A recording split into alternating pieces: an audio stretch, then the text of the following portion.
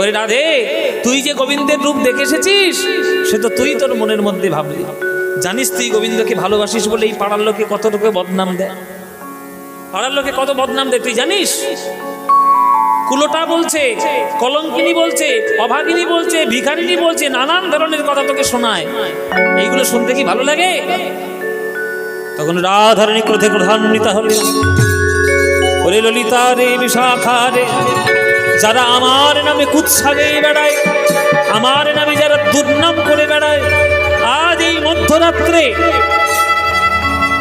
এই বৃন্দাবনের মাটিতে বসে তোদের সাক্ষী রেখে আমি তাদের সবাইকে আমি দুটো অভিশাপ,